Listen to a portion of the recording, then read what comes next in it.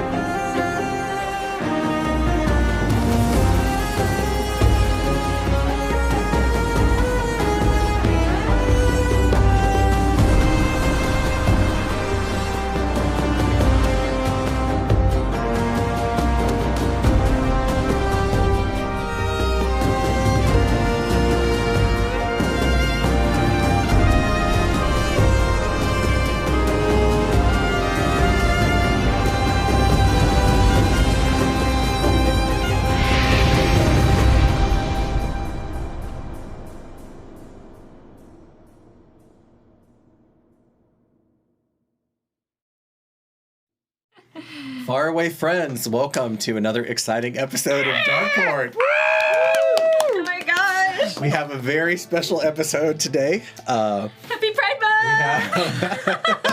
Yes, that's all right. That's a special episode. Tonight we have the inestimable pleasure of delving for the very first time into a player's prologue, into a PC character's prologue live. Oh, so this is what we always hoped we could do with the characters, and tonight we're actualizing it. So you're gonna watch me get traumatized. I'm really live. So I'm really excited. Come on. I would never. What are you talking about? Traumatize my player. Nothing ever happens to bad on this table. Yeah. Shut up. So, shout out to our sister stream, Constructed Chaos, Alex Morgan, the rest of the crew. Love y'all, and loving the work that you're doing over there. And we're kind of you're kind of influencing us because the way that you have done a myriad of different campaigns, we're kind of trying different looks out and seeing how it goes. So we also get to debut a new Justice candle from Briarwick. And I can demonstrate our beautiful wax melts that we have at Briarwick Candles. I have tried out Mr. Darcy, and it is very, very nice and wonderful. Just always go down Elizabeth. So if you're not into candles, they have wax melts. I didn't know you brought those tonight. Oh yeah, they've been living here for the past couple weeks, and it's awesome. Unintentional, by the way. Finally, just made it up. Just excited to come to work. You're like, yes. He's like, I get to bring smell them again. So yeah, go check those out. They should be right under the video. I see them there. Under the video, or we can go straight to Briarwick and look for Darkeport. There are so many different scents too. I mean, it's like dozens upon ridiculous. So many, like Mr. Darcy. So if you like Mr. Darcy, so if you don't want to go with one of the ones specifically for Darkeport, just go check them out. It'll bewitch you body and soul. It's a good time. Oh, Thank you. Okay. Is that the vibe? Is that the vibe for tonight? Maybe. I guess it could be. So we were doing a little bit, kind of in this quasi not really hiatus that we're doing here. I've been trying different things out. So tonight we did like a quick 15-20 minute kind of round robin about these characters and the setting and everything. But I'm going to be a lot more narrative, so even if there is combat, we'll see how it goes. It's not going to be a quote-unquote proper combat because that's not really what I want to emphasize tonight. We might roll on some things. We may just fiat it. We may just kind of decide, okay, I may ask you, how does it turn out? And How do you feel about this? yeah, we may even do rock, paper, scissors for some throwback. Oh my gosh. Throwback action. For those of you who have LARPed back in the day, you'll know what I'm referring to. So we'll see how all that goes. All right, I am ready. Players ready? Candle of Tales. You do it. The candle of change.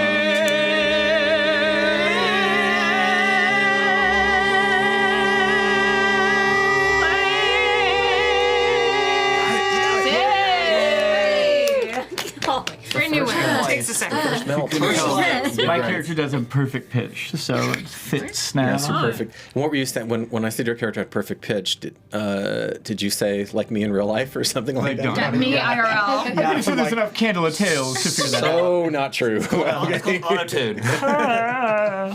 Right. Yes, live auto-tune. Someday they'll find. So we are in, even though this would technically be the enemy's dating system, just for clarity, for out-of-character clarity, I'm sticking with the same dating system. So this is AUC 2758.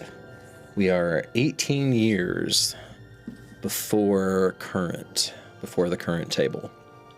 And this story picks up in a large town, small city, by name of Pangi, P-A-N-G-I, which is the capital, ?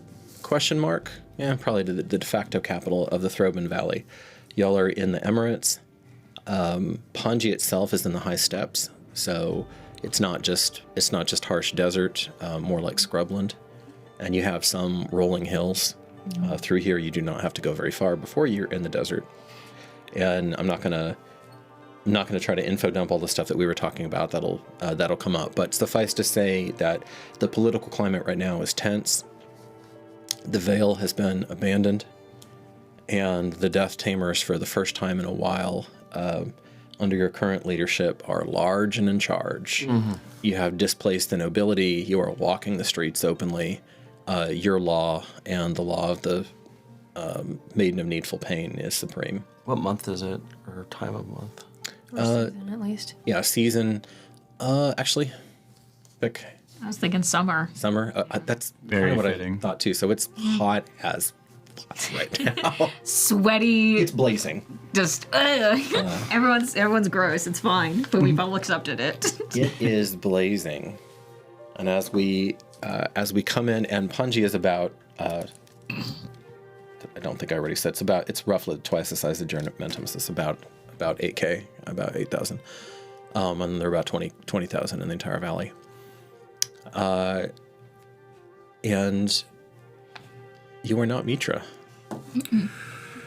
So why don't you give us an introduction? What is the person who will one day become Mithra doing in summer, in the stultifying summer of 2758? So Hyatt is 17, pretty shortish, still like in the middle of puberty. Longer hair, probably to the middle of the back. Same hair color. 2 eyes this time. That's important to know. Oh, we can see that. Yeah. Yeah, So she's got a long bubble braid going on. Still relatively getting to the height. Probably about like 5'6" at this point in time. Not as strong or dexterous as current Mithra, but Trained but not remarkable. Yeah. Okay. Yeah. And what would you be doing? What would you be doing as the shadows were lengthening, and you were going to be eating the evening meal with your family soon, but you're not there yet? Walking the streets, nose in a book, and just not a care in the world, surprisingly. Just living life, just having fun, and just looking around for any of the siblings on the way, but also looking for a special someone. Okay. I wondered who. Your slave, Tala, is walking alongside you. Mistress, You need to be careful. Not everyone respects as they should. And you are capable, of course. Of course, this lowly one would not question that, but still somewhat tender. You of course, feel completely at home and no threat at all. Are you armed? Nope. Okay. Not at all. With knowledge. With knowledge and a book that'll be my weapon. Tala is armed, but Yeah. she, she's kind of a stooped figure. She's been with the family much longer than your entire life. All right, and who's the figure that she runs into as she's passing the little planted trees and lovely little miniature hanging gardens? His name is Mithra. And as you see him approach, not you looking in your book, but Tala for sure sees a 5'10", handsome but pretty man. He has purplish eyes, hair brown, and funny enough, he's wearing one of Mithra's, soon to be Mithra's, garments. He feels as though it's a little too hot to be wearing a typical thing outside. Okay. As he slowly approaches up to wink at Talia, knowing that Hyatt has not noticed them yet, he leans over. So what are you reading? Nothing for you to be concerned about. They look pretty, all the words. You're pretty right now. Is that mine? I thought that we had a barter system. Barter system? Yes. To steal my clothes. Is that what the bartering is for? Maybe a borrow system. You could borrow my clothes. Do you think I would be able to fit in your clothes? Look at me. And like they stand straight up and they're just like shoulder height. Yeah, it goes. Well, you could try. Just come to dinner, okay? I'll be there. I wouldn't miss it for Yusuf. But tell your parents. I will. Please be nicer to me, Gatarat. I do look pretty today. Yes, you do. I know. And then they'll kind of like look and kind of like fix their hair a little bit and just kind of. Now you look a little bit better. Not as good as you. You have several admirers, Mir, that are standing the corner over and watching you. Yeah. I always thought He's so dreamy. I always thought your hair would look better shorter. Does it? I think it would look more like a man. What's wrong with that? I will see you at dinner, Hyatt. Bye, Mir. He just continues reading. How? So, as we turn to the homestead, Mead, how many servants and slaves do you have? You could have basically as many as you want. You don't have to have a specific number, but are you servant and slave rich? Is it kind of a leaner household? Did you go with specialists for certain tasks? And We'll say 9. 9? Oh, you like that number? Okay, Corey. All right, there you go. We'll do 9. That works. That works. I was thinking at least 6. Does that mean no in German? No. Nine space! In the end, there are definitely some specialists and some generalists, but yeah, both. Okay.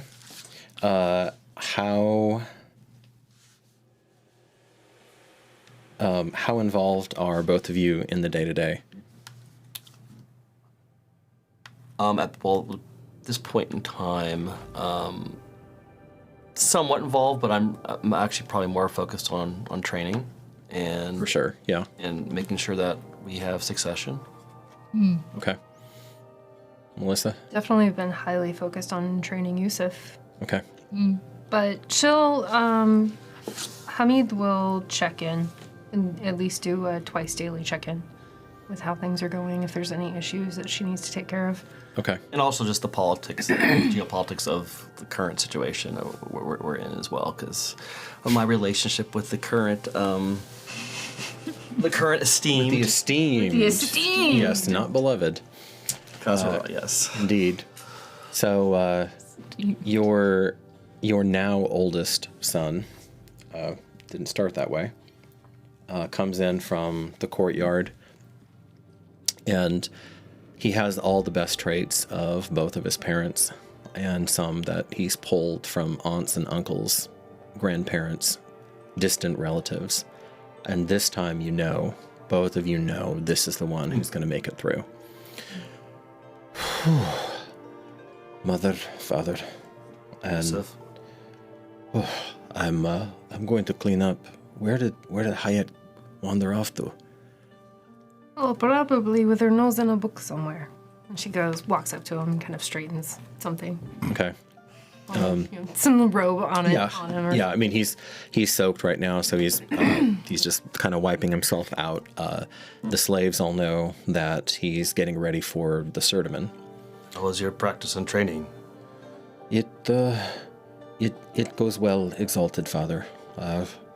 I'm still having a little bit of trouble on that disarm and riposte, though. So, blessed mother, if we might, maybe afterwards we can have them set out some candles, and if you wouldn't mind seeing what I'm doing wrong. Enemies do not always wait. And she gives him half a beat. Okay. Where she starts immediately just turning around and whipping and Okay. I love it. He smiles and he manages to dance. Yes, just enough time. Yes, yeah, just enough. Also, he heard it in your voice, and he says, "How fortunate then, though, blessed mother, that there are no enemies under this roof." I will say she has at least a scimitar on her all the time, so she whips that out. Okay. He managed to evade, obviously not disarm, and there's a moment. If Yusuf has one flaw, it's he might actually love too much. And you see that just sparkling. Yeah, the motion. Emotion, because on the pathway that you're on, that's particularly in this era, you have to really control that and direct that. You're the more emotional Amira out of the two. You're not like a basket case, but your wife is a hard woman. And It shows. and when it comes when it comes down to it, like when the Shah sends out, because there's always skirmishes going on at the mouth of the valley. Basically, there's a geographical dead zone there where it's very difficult to get supplies through, and you never want to let them set up any sort of forward operating base. So it's not constant, but it's definitely not unheard of for you to be going out with some of the other chosen and some of the other, the faithful, and basically destroying their beachhead.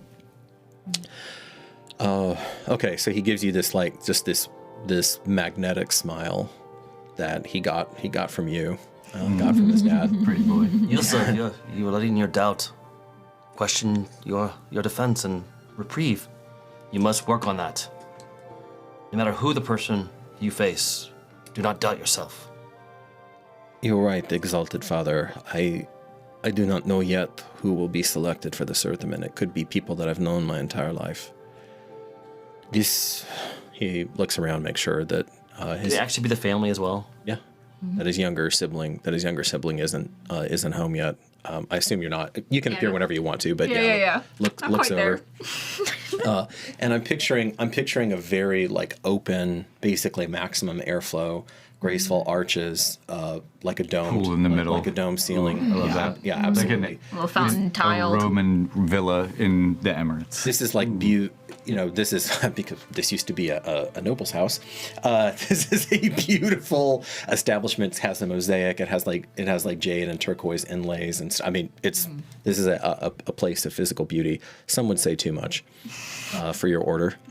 And Amir has ivory white eyes. Ooh. With a grayish brown skin, so he looks a little unique because of his origin of coming to be. That's very cool. So to that point, your son looks at you, at your pupilless eyes, that are really your orbs, and says, "Father, if only I could reach out to the maiden the way that you did, I wouldn't have to go through the certamen. Surely there is no more pure and beautiful way to become chosen than to be granted it from her own hand. While true, this era she has chosen other ways through the current times. Perhaps in the future she may decide otherwise.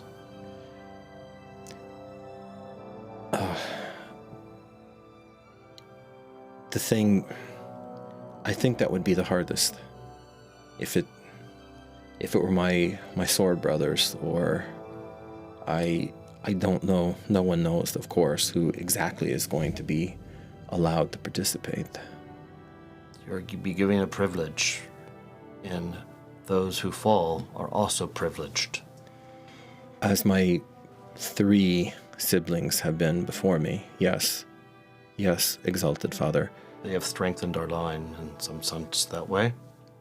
Well, this is going on. Mitra's just like in the background, Yeah. like ready to pounce and do stuff. I love that. And he, there's a glimmer in his eye. Oh, I see a mouse has emerged from her hole.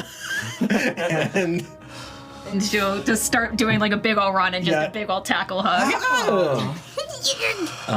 He embraces you and he says, "Do you need a bath? Do you need a bath?" And he's like, he's shaking you back and forth, and he starts to threaten to dump you in the pool. No, please! I just got these new clothes, please!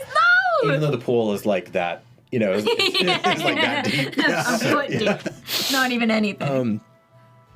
All right, so you things continue apace, and you have a meal of dolma, the stuffed grape leaves. You have hummus.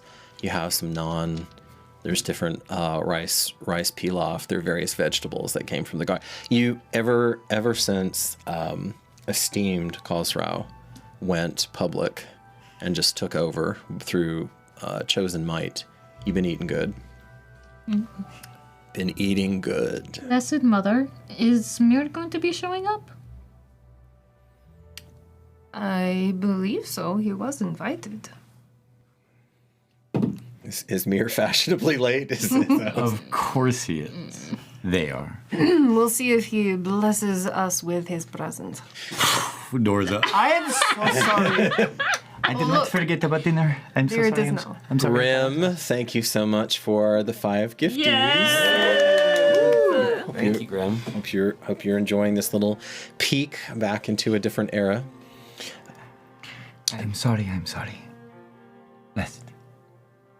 Exalted. Try to be on time next time. I'm sorry, I already ate and my stomach was leaving me. We tend to eat in the street. But this looks delicious. Yusuf? Strong as always. Not strong enough yet, but There's a little kick from under the table Yeah. from Hyatt. And the bookworm? How is the reading going? Great, just eat. I already ate. your brother glances over to you and he just gives you this shit-eating grin after Mira complimented him. And you can feel you can feel the heat just rising up on your face and burning into your ears. Just Come sit around the table. Of course. You there and there. I kind of sign where they placed. Sure. Yeah, He's very traditional in that sense. As I am always blessed with your Based on presence. order. you shuffle things around and a little deeper. As a date picks it up and just is chewing on it. I love a date. You have a little deeper into the meal. Yeah, I think this culture is going to have coffee. Yes. So, Yes. poor Germentum just doesn't know what it's missing. Nutmeg don't- tea. Tea, coffee. Yeah. A little Strong. Oh my After the gosh, meal. that sounds awesome. Yeah, and there's a knock on the door. You already know who it is, Hamid, as the slaves rush out to open it, and you see wearing like clean, high quality, but otherwise nearly completely unadorned, with just a little bit of yellow piping on the deeper yellow. shading almost into orange, is Archon Mirza, not just a car, because this is 18 summers back. He comes in and he breezes, he doesn't even respond to the slaves. He's told you before that they may as well be appliances or pieces of furniture to him. And although in that way they're really no different from anybody who's non-chosen, or at least not devoutly on the path. And he comes and gives the family like a very slight bow. May I join you, blessed, exalted? Of course. Of course, Archon Mirza. And he sits down, and he actually does. He looks at the table for a second, and then sees the spot, because he knows you pretty well, Amir. He sees a spot that you would saved. that you would have saved, right? Yeah. I think my wife would have said if we're having guests tonight. And he and he sits down, and I'm picturing like a low table. Exactly. Y'all are on cushions. Yeah. There's some incense burning. There's some incense burning in the background, and he says, Mir, you're here too, eh? Some of us are allowed to sit at tables too. They are. Those purple eyes of yours. Some have decided that was a mark of favor, some a trick of fate. Do either of you have an opinion on such things, colleagues? He starts blinking his eyes. What do you think? It does represent the maiden's flame. Difficult to tell at this age. Well, it is a favor, and a favor of the blessed that you allow me to sit at your table from being such low class. Ugh, I think it's just a curse. Really? How so? Don't know, just having... To be all this- looked at as an object. I don't think it's a curse, but when you're treated like one, it could feel like this. read more books and you'll have another opinion on that. If I could read. He doesn't have the secret of the word. Well, I could read them to you. indeed. It would be nice. That would be kind and in alignment. Actually, that's the second thing that I came to you tonight about. I wanted to feel you out and see where you were on the vote coming up about universal literacy or not. And this is kind of a hobby horse of Mirza's. Your current essentially warlord doesn't really give a fig one way or the other. He thinks it's a waste of time, but he doesn't seem to have a strong opinion on it. The esteemed Khosrau. Do we know what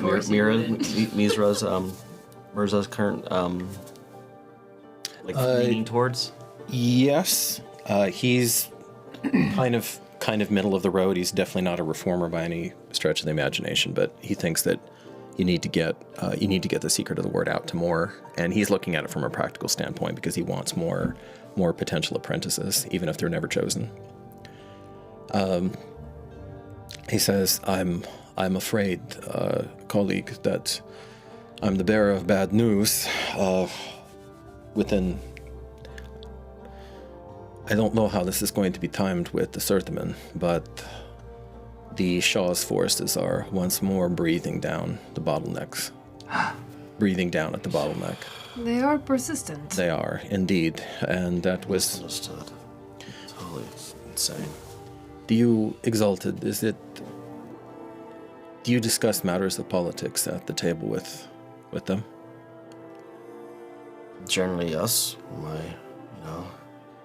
It is good for them to learn. We're to learn. She studies much. I know I shouldn't be here if you want me to go. You can stay. It's quite fine. I want you to stay. You enjoy the affection. You enjoy the affection of your brothers, boy. Bask in it. Well, in that case, it concerns me. Persistent is one word, yes. If this gets more and more serious, I suppose I wanted to see where you are at with the idea that this destructive conflict is going to take us away from the purpose of life, of our path of understanding. There are some of the opinion that say that in the crucible of warfare we will find ourselves. You know that is not my opinion, but I understand that perspective. There are also those who I think are too extreme and would want to sue for peace with the Shah on any terms. But the veil is gone, is well and truly gone. We have announced ourselves as Death Tamers and as Chosen. So, as the other, and he smiles at you. He doesn't use the term, he doesn't use the title yet, but he's told you that you need to declare yourself Fist, essentially General. Fist? And take over the military officially take over the military operations. I couldn't imagine it. So he pauses, and you know what he thinks in his mind, and then he says, "Blessed Hamid, I wanted to see, of course, with your input as well, Exalted, but My wife is much more wiser than I am. in matters of war, I and myself do, and I know this. Do you have a feeling on this? I know this isn't normally the sort of thing that you sit around and contemplate, but It has been on my mind, to a certain extent. enough that we should be getting some sort of diplomatic mission ready to go to Passar and parley with this man and see if we can find some sort of peace, or Or at least, perhaps look at the overall larger picture. If they are this persistent, there must be a reason or motivation, something that drives them to keep trying the same thing fruitlessly. well, the Shah is convinced that we're going to overthrow him, that we're fomenting rebellion over here. He's terrified of us. He should be. Probably. And the women in his family tend to be quite strong. You would fit right in, Mom. You've paid attention to the enemy, boy. When you grow where I'm from, most things are enemies.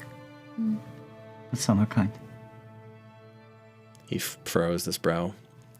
It is good that we live in the time that we do. In the earlier time, you would have been foully treated. Where would we sit if we went to war directly with them today? In terms of us versus them. In terms of our chosen and our numbers. Who would win? An all-out war on a battlefield? Them? Numbers, they would. But they don't have the mistress. No. Have you? No. And they don't, and they have never been able to force their way past all the way into the valley. And we would not meet them in the middle of an open field. No. It would be,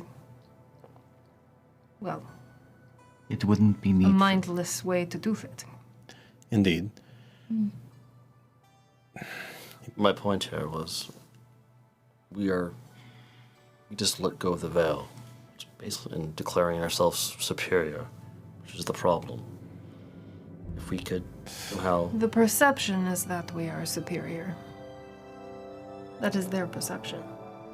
It's the truth. what matters. But that is the game of war. It is all about what this group of people believes versus that group of people. When those ideas clash, that leads to conflict. You're not wrong. Normally I would ask you to walk with me and say this privately, but in the spirit of the evening.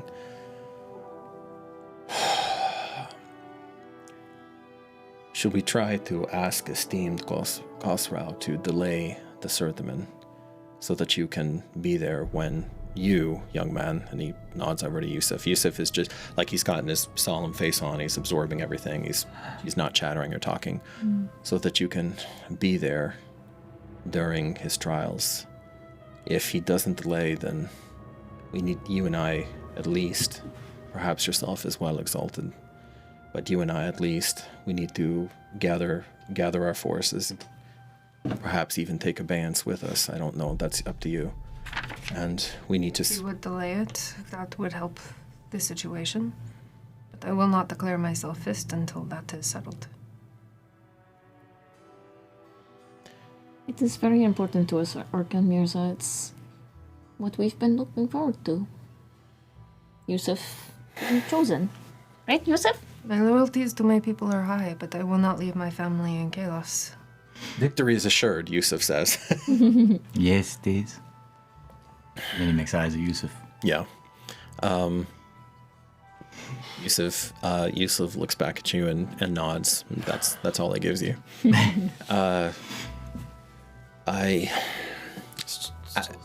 As usual, you find the weak point and drive it home masterfully. All right then, I have my actual answer. I will prevail upon him. I will ask him to delay it. I'll probably get a yes. That would be good. We need to survey that, though. I mean, we need to find the way to seal that damn valley permanently, so that only we can control it. Have we sent scouts out yet? It's well mapped. I'm working on it, yes, but without a fist who is coordinating all of our forces, it is difficult. Yes, you made your point. Oh my goodness. And he reaches over and he snatches up one of Mirza's very few weaknesses. He's got a sweet tooth from hell, and he snatches this version of he's tried to excise that from him in the current timeline, but yeah. This badass archmage. He's working his hardest. Yeah, he just snatches a whole fistful of like fat dates, and I was eating those. I always knew you had the sweet tooth. You can take one more, Mirza. and What are Khosrow's plans right now that you've heard of? Assume control of as much as he can get his hands on. he gets up and he smooths himself out. Apologies, children. Exalted comrade, for disturbing you. Think on my words. Give me a timeline. I will talk with esteemed Khosrow, and we will see about pushing off. Age where he might be on a parlay. Khosrow? There's no sense in a parlay if his actions are going to counteract ours. Very well. Golden comrade. It'll be fist. Oh, I know. And he kind of, there's this pregnant pause, and then he shakes his head. Maiden send you the needful. And he closes his eyes, almost like a cat, tips his head, and then leaves. Bye, Mirza. He raises a hand and kind of. Yusuf looks at you. That is daring. You have to make yourself known. You understand that that's an Archon. Yes, of course. He's going to be a Justicar one day. Isn't he blessed? That's why I want to be friends with More him. than likely, yes. I want him to like me now. Father, when was the last time we had a Justicar? It's been, what, generations now? We'll do his history check. Yeah, it's about 60 years. It's been a bit. 60 summers. Yeah, I mean, Archmagi are hard to come by under any circumstances, so. Okay, and as the evening wears on, how does and the parents continue to speak of things political? Culturally, I mean, I think this would be good for all of us here and the viewers. What is the culture norm for succession or removal if it doesn't behoove, in this case, the Death Tamer as a whole, philosophically? Well, you're always on shaky ground because, in theory, the person who is leading the Death Tamers is the favored of Loyatar. So this is not a normal political system. This is a theocracy. Some are more beloved than others. But because he has not been ratified, as we were talking about before, which I'll try to get to, but yeah, he's vulnerable in a way that he wouldn't be. What's it called? Stand-in beloved, in a way. Yeah. He's kind of you'll do for now. Yeah. I mean, historically, has any leaders been stepped down, removed, or they've died off mostly? They've died off. Especially when they're not ratified. They've died off. How long does this last? Well, that's the problem. And so as those discussions are being had, what is our little chaos monkey doing? We'll wander off. We'll stash a couple of dates with us. Okay, of course, sure. And go off to the roof. Okay. And And I'm singing along the way. Yusuf says, Mir, come here. Yes. All right. Are you ready? He says, no, you're going to entertain my sister, my sibling. But he says, here, I've been thinking a lot lately, and I probably don't do this enough. And he grabs you and pulls you in. He's taken aback. He's like, and gives you like a big hug. And very resentfully, straightforwardly. And if you're only looking at the aspect of where he couldn't see his face, this is as Mir's expression as no one else can see. It's kind of, yes, Yusuf, I know that you are blessed with everything. I'm not, and he's still holding you. I'm not chosen like either of my parents, and sometimes I fear I never will be. But they chose you. And we chose you, and I'm glad that you made even an Archon understand that at our table. You know that you'll always have a place in our home.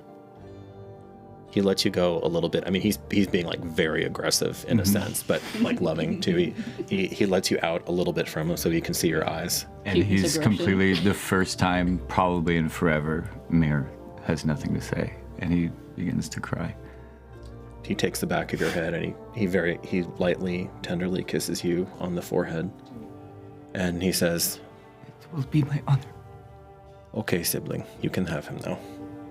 And he turns you around and just like almost not hard at all, but like almost like he's setting a boat off into the river or something. Just like a gentle, smooth push, and then walks off. Come, entertainer, let's go. And he looks back at Yusuf and he just looks at Hyatt. Yes, let's go. we'll go up to the roof. It goes without saying, Yusuf is strikingly good looking. Mm-hmm. Oh, yeah. He's maybe the best looking, just to pour a little more salt on the wound, he's maybe the best looking member of the family. He's like, he has both of your best features. You know? The best of both worlds. They'll be on the roof, and Hayat brings out like a pretty simple book and another notebook. And did you bring it? I love you, Sydney. I bring it. What? It's like a little notebook. Oh, yes, I do bring it out. 100%. Yes. Thank you for not telling them, but I'm concerned about Yusuf. He's scared. I'm scared of what, the Certamen, or just... Failure. I've never seen him like this. You're always so sure of yourself. So is he. But he did not seem himself just now. You assured me that my place is here, but he does not as often. And I know my place was never supposed to be. Well, you heard them. You have a place here. It's me. And everyone else here. You have no other place in my mind. You just have to own it, no? You have the personality for that. I have the personality of someone who is owned, not someone who owes. You're not owned by anybody. I don't own you. You own yourself. No? I don't. You own me. Stop talking foolishness. Just... You should pray for your brother first. And your other siblings. I guess I believe in him. I believe in my brother. I think he will do very well, and I'm afraid he doesn't believe for himself.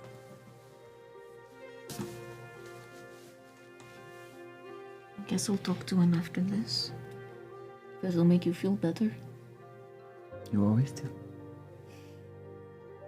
Okay. I will. Just because you said so. But I'm keeping this. And he pulls down the dress. No, you are not keeping it. That is mine. If the place is at the table, then the place is in your closet. You never wear these things. I am growing. You're almost sorry now that that you got a nice flowing dress because his shoulders will fit inside of it. Yeah. He's a slender person. I want to wear it so bad, but it's not big enough. It was passed down from one of my siblings, so just wanted. I'm glad that it fits you. You know what? I'm glad that it fits you. You can share it. Share? You think I'm going to get in the same piece of clothing that you're wearing? It matches your eyes, so I guess it's meant for you. We could always try. Maybe later. As your head lolls. He's just 100% battering his eyes. He's the damsel in this situation. As you're I want to make clearly that very clear. As the head lolls back, your mother, who taught you astronomy, and you spent not on this roof, but on a much more humble roof. You spent many a night with her, as she pointed out, and you see that tonight the gravedigger seems to be particularly bright and prominent in the night sky. Is that a star or a constellation? It's a constellation, yeah. Oh, yeah? Yeah.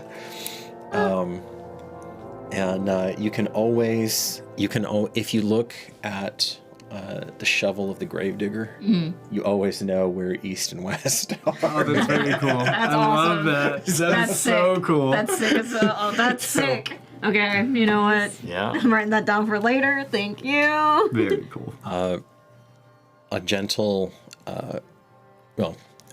time skip, and Hamid, you go out. You go out on Recon. Esteemed Khosrau does indeed push the Sertiman back, almost with suspicious ease, like he doesn't care, or he was expecting it. But Mirza just tells you, "We'll take the win," and this would be a whole other thing because these parents are all kind of badasses. Why let her go by herself? That's up to you. I mean, we're deciding how this family works, so. Did she let you go with her? Your children are old enough. Based That's on the real question. Yusuf is 21, so he's like definitely old enough to run the household. In fact, were he not in this family, he would already have been married and starting a family and all that. But he's been training like for years since he could think, basically, but like intensely because you wanted him to be at his early peak. So you're like, no, we're not doing the Sertiman at 17. That's too young. I want him to have more of his full strength. So at 21, he's like hitting that Already early. made that mistake already. No, you've made that mistake before. He's hitting like that first early peak in a young warrior's life around 22, 23, where he's blazingly fast, but still has had years to put muscle on and conditioning and all of that. I think we're lock in step. And You're gonna go with her. Okay. Okay, so you have with Yusuf training. Well, okay, so you guys have like a little wild couple weeks then, because or like maybe a fortnight or something, because Yusuf is technically in charge of the household, but he's training constantly. He has his war buddies and his mentors, and he drags you into some of the training, and he makes you remember. I mean, in this family of badasses, it's hard, but you'd probably have like a solid brown belt or something, and I mean, Decent amount. you know how to handle yourself, and you can wreck house on most people. They would have confidence. They would be confident enough to Everyone not got go out training. with a weapon and be like, "Yeah, catch these hands." Mira's on the sideline like, oh, don't. Oh my gosh! Oh, no. Oh, playful. And and you get to be around, but so for that fortnight you have as long as you don't do anything crazy, you basically you get to do whatever you want. Some lessons here and there. Trying on dresses. And just rummaging through its wardrobe the whole time. What else is never gonna fit you? And this house still has I don't get the sense your characters Melissa, that Hamid is like super worried about material goods and silks. No, and I would say the perfumes house is almost like typically on a minimalist. Okay. Not minimalist, but So in that direction. So you, Hayat, you squirreled away a crap ton of noble finery because your mother didn't care. From the prior. And now that the Death Tamers have gone public, so to speak, you basically just take whatever you want from the marketplace, or people bring you things constantly. So you have this like this treasure trove of silks and perfumes. And if you're not going to use them, then I am. Okay, so you're having a little fashion show. Reading, maybe doing like a few like things that like Yusuf showed me. Okay. I don't just go like, you can have as many as you want, and it's not like I'm But gonna it ever doesn't wear look it. good on me. Just because the parents away doesn't mean we don't have eyes, and y'all know that. Oh no, of course. Yeah. Yeah. know what's really happening. That one would look good on you. So when the three of you get back, you have identified, and if we were running this as the campaign, this would be sessions and sessions and sessions. But in the campaign right now, it'd probably be following the parents and not the children. But Yeah. which is great. Which is really funny. Which is great. It's perfect, actually. I'm eating For this up. once. I'm eating this up. It's great. And you come back and you decide that there is you're going to have to really discuss this and really consider this, and this is going to be a big change. So I said that there were 8 chosen in the valley. You probably want to assemble them. Most of them are in Panji already, but not all of them, because on a combined effort, you probably could seal off. If you used all of the various talents and powers you have, you probably could seal off the valley and make it, essentially force them to cross the frickin' mountain range to get to you. To allow us to build. Not a terrible idea. Well, and time. I mean, it gives you a lot. It gives you a lot of time and prevents a lot of different things. Okay, so that happens. A little bit more time, and then we're at the point where, and I have some ideas, but Sydney, since you're kind of second GM at this, and we're you're deciding these things. Did you have an idea of? I mean, the default would be twilight, but potentially also dawn. Could be anything though. When the certamen itself would be held as the ritual and all of that. I know where it's held because we have that. Yeah. Our brilliant artwork from John in the. I want to say the thumbnail. Twilight. Twilight. Okay. Yeah. Okay. Not the movie, I promise. Baseball. Yeah, the How baseball. often does this normally occur, roughly? That varies hugely, and so one of the prime responsibilities of the leader of the Death Tamers is to essentially curry enough favor with Loyatar that she will allow a Certamen. Because remember, at the end of the Certamen, somebody becomes chosen. Yeah, is it like a certain moon phase? I was just wondering about. It's all purely that. Okay. Yep. That makes sense. And in the back of your minds, and maybe even discussed as part of what might be going on in the Certamen, is that esteemed Khosrau has been trying to force them too often. And To be able to push this whole agenda. to push and to maintain his To give favor the illusion of power. Yeah. Because remember, the chosen, for those of you who carry this family doesn't, but for those of you who carry the chosen Death Tamers right now are living the best they, maybe ever have, because like I said, Veil's been cast aside and they're just taking over everything in the valley. Okay, so Twilight, let's call it 15 days later. It's enough time for you guys to have gone there, had some adventures, probably had some skirmishes too, because you encountered some of the scouts of the Shaw's men there, and then returned. They basically don't have a chance. In small numbers, you're gonna liquefy them, and then Literally. yeah. All of these characters are combat capable, and it goes without saying, Mears is not enough of a revolutionary to do this. But the three of you, the three chosen who go there, you know that combined, you could probably take Khosrau if it came to it. He's more powerful than any two of you, but Else 8. there's a moment where the three of you are just like wrecking. Based on what we just did, we're like, we know we can do that. We have We have a- conversations in the desert. If need be. And It comes to it.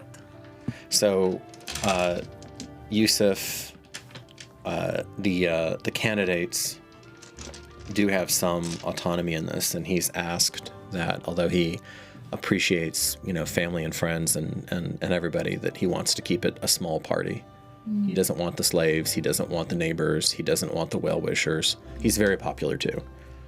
So he doesn't want... He doesn't want the parade. No, he really doesn't to go there. So he's asked everyone to just...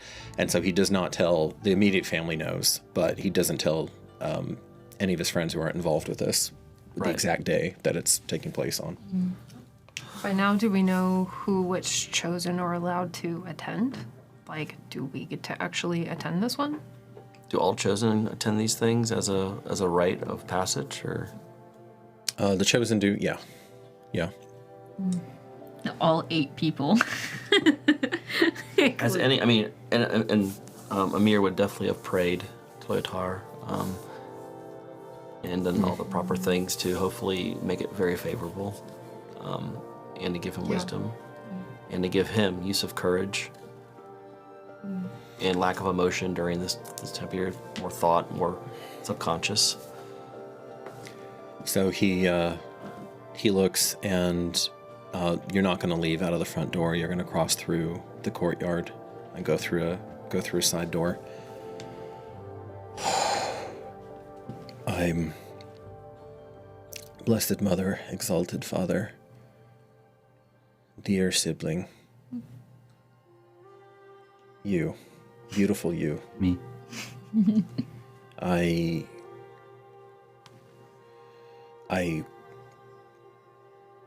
need to do well by you. You do. Our line depends upon it. But you are ready.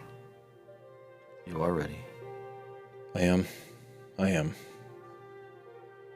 It is not a question. Of course. You are ready. Forgive me, Blessed Mother. Yes. Father, can we talk alone? Is there time? What time do we have? There's a There's moment. a bit of time, yeah. He turns and he takes your hand and then walks. I let too much emotion and does not need to be infused with such. I'll try not to, Exalted Father. You need to have his best chances and his mind right. I know. I just hope that this will help. Very well. He whispers, your brother whispers to you, you are never a burden, but a source of strength. Only for your ears. Aww. And they'll like lean into him, maybe like give him a nudge. For a moment, you're kids again, Yeah. and the training is just an idea. Something that you have to do, a duty that he takes on happily with honor, but it doesn't rule his life. Mare told me that you don't seem yourself. Are you okay?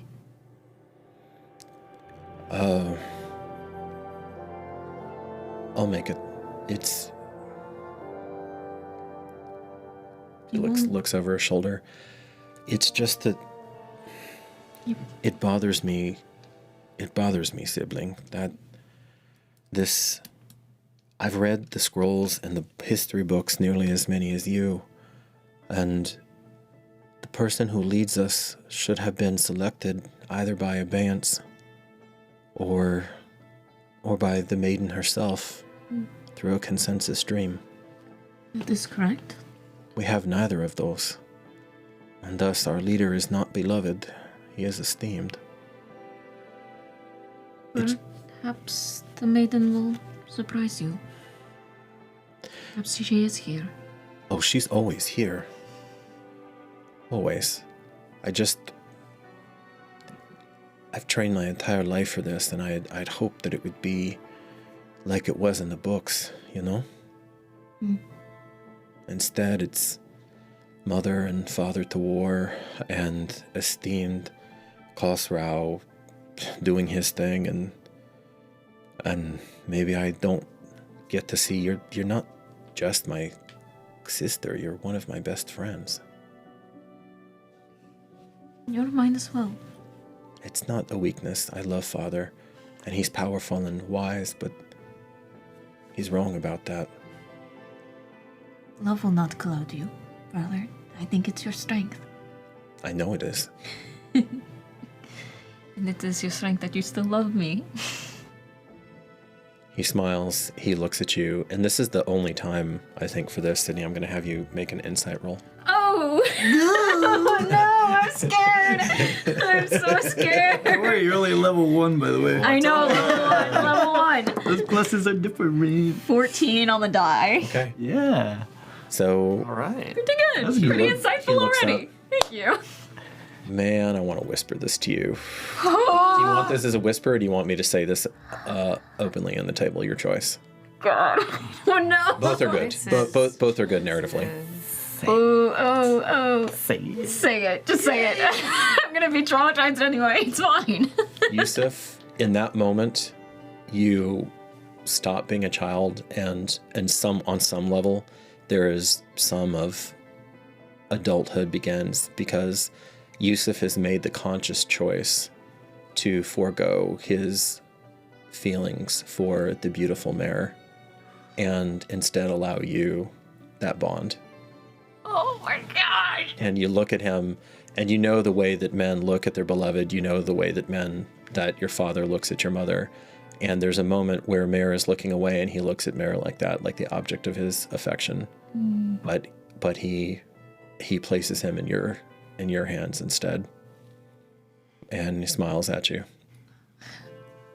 Really? I didn't think that there was something between us, but I mean, I'm honored. He bows to you. Your brother, your excellent brother does. I'm ready. I'm going to win. I'll be the last person standing. And he starts walks out. We welcome another chosen. They'll run up to Yusuf and just give them a big hug from behind. Just one big hug.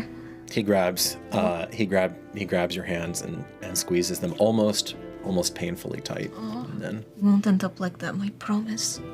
no, I won't. I'm not going to die down there. I won't let it happen. Okay. Just nods, puts a hand on his Yeah, I shoulder. put my affection is a looks hand really on the shoulder calm and a and- squeeze, sort of Yeah. thing. She looks really calm and yep. You've, I'm going to say, Corey, your character is, I don't know exactly what intelligence you gave him, but he's extremely good at succession. I gave him a 12. A 12. Okay, so he's extremely good at succession, though. Okay. He specialized in that. He specialized in that, maybe even like an expertise or something in it. And that's maybe the one thing that one huge edge he has over the other young ones going into this, that he's extremely strategic, and that it's devolved into, it used to be a challenge of intellect, of spirituality, and yes, of physical strife. Now it's just a bloodbath. As far as me or Yusuf goes. The Sertiman, as far as the Sertiman goes. Yeah. And you, as he goes off, that Yusuf is going to select and attack and form momentary coalitions expertly down in there, because it's going to be at least 4 and as many as 6. Okay. They're going to be fighting. So he's going to operate the best he can with what he has. Yep. Yeah. I know that. He's there. Taught him well. So he goes off, and as ranking members. So another decision for the family, as ranking members in the hierarchy, obviously you can go, you're voting members, basically you have like the full unfettered franchise. Do you want to, now that esteemed Khosrau is not going to let you in to the chambers, even though he could, but he's made that decision. Yeah, he wouldn't let us in for No. the last ones. No, for the last 3. So Mirza is the Archon. Mirza, as the Archon, is going to be in there. Do you want to be in the antechamber, though? And if so, do you want to take them with you? Or do you just want to wait? Do you want to wait at your home as best you can? I think as far as me, she would be as close as she knows she's Able? politically allowed to. Okay. Same here. But as far as them, I think she would let each one of them individually make that choice. Okay. So do you go with your parents and do you go with the family? Where would you like to be? Where do you need to be? Where does Loyaltar feel you should be? I want to be there. I want to be there for him. That is my choice. There, the choice is yours. I've never been giving a choice like this. But Yusuf said we're at the table together. I would like to be there with you. And you. There's like a little bit of blushing going on after what Yusuf said. Just a little. That's a little. You are a part of our family. I am honored that you will be with us. Yusuf is our little soldier boy. You will be fine. I don't know if this is common, but is there any sort of needful pain we can do during the tournament to kind of enhance, or at least I'll do that ritualistically maybe? Because I just feel like I'm so attached to her that you are. And I'm directly. Well, and directly, yeah. That's an excellent question, Corey. For your character specifically, and for any of the chosen, and there'd be ways for non-chosen to emulate this too. You would take the gifts that she's given you, and you would contemplate the pain, and basically, like, there's a way that you could take, for example, your Eldritch Blast, and you could invert it back into yourself in small increments, so you could feel it burning you from the inside out. Ooh. Okay, I love this. And maybe you do that in sympathy for your son as he's in this life or death struggle. Sounds great to me. That's exactly what I would do. Okay. Yeah. All right. I feel like he would start that, and then I would see it, and then do my own kind of version of it. As we were talking about, Melissa, you're devout. There is going to be a moment, though, where after 3 dead children, Yeah. you're beginning to have questions and issues. I would say for her, she'd be standing there maybe with a dagger and just kind of playing with it and poking a little hole. And one for each under the fingernail. Not super deep, No. but enough to feel it. Doesn't take very far. No, It doesn't take that much. And it would be in remembrance for. It would almost be the only way she knows how to calm down the doubts of, is this rigged? Is anyone going to be chosen? Because we don't have an actual beloved. And this is like internal, she's not voicing anything. Right. And part of that makes a lot of sense. Probably they've had I was going to say, has in the dead of night, have the two of you ever had that conversation before? I think so. Okay. And part of my ritual would be the way I summon. I actually can summon uniquely my weapon from her herself. The maiden, it's a gift. Yeah, that doesn't exist otherwise. He says he does a prayer sort of thing, and as he brings his hands together, the sword forms in the hilt, and he's gonna take it and lead his hand and create a ritual circle. Ooh. Okay. And that's where he's gonna be. It's almost like a spiritual sermon himself, kind of in a circle, and that's where he's gonna do his acts. Okay. In that circle. Very cool. What is the spiritual scimitar look like? The bonded weapon look like? I want to say almost. I'm thinking of the Yerkri that we had a long time ago, the curved. Oh yeah. That's exactly what I was thinking. Yeah. So cool. I'm thinking one of those. Yeah, that's what I was picturing Look at too. the Dothraki horse thing. Yes. He probably has a shield in that. Yeah. So yeah. Okay. Oh, go ahead. And Hamid, as you're looking at him, as you're looking at your husband, who has been uniquely in the world for the first time in 300 years, essentially did what the founder of your line did, which is ask the maiden directly. kind of like a Beltus Sanctus for this. Kind of. Yeah. Exactly what I was thinking. So, Like way more intellectual, but way more like directly. Well, it's deeply spiritual too. But I mean, like spiritual in a different way. But you're looking at it, and it clicks. I mean, you've known this before, but it just really, really clicks in your head that as long as he is in such obvious favor of the maiden, as long as he's alive, esteemed Khosrau has a problem. He is the problem, I think. Which I think lends credence to her nearly unspoken. Not quite, because she's probably shared it with him. You haven't even shared that with Mirza yet, though. Right. That's too treasonous. Yeah. It is. And somehow I got word of this too, right? And based on the earlier conversation you had with me, or is this going to be through this role play? It's through. Okay, great. Yeah. You guys are married. Yeah. Oh yeah, we're trying. This is You guys are a united front. It's just she's tougher. our line counts. Yeah. Okay. The wave for needful pain, that would be Murr's way of doing it, is I love how you said about the gifts. So during that time, his eyes are closed, and he's just biting down. He has his hand out, and he clutches yours. And as he goes up to kiss it, puts his hand back down. And as you see, there's just a lip print of blood, and he's bleeding from his mouth because he bites into his tongue, which is his gift. You're right. And that's cool. You're right. That's damn good. I love that. As he's just kind of having that blood out, he's like, symbology of that. going to be okay. Oh wow. Micho's just, well, Hayat is At this point. just honestly doing something that they haven't really done before is just sit in the worry and the anxiety and just sit in that feeling. It hurts for sure, just in a different kind of way. Yeah. Oh, God.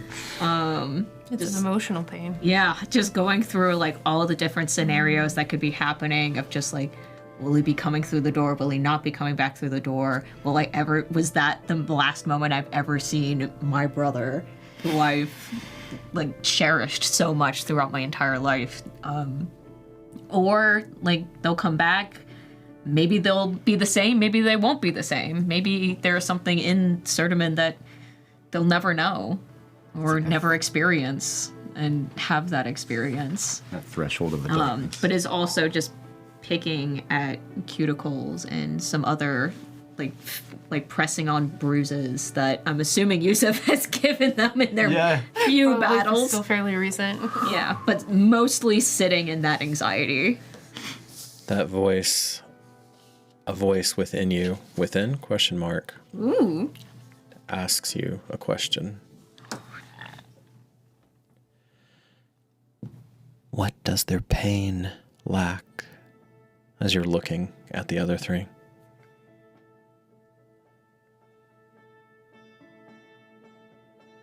Emotion? Yes.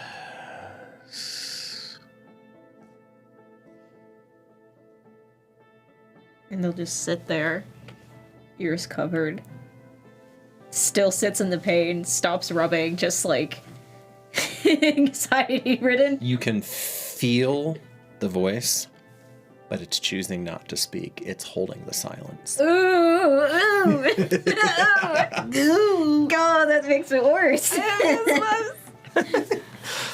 Just covering ears and then leaning up, just. He's going to be okay.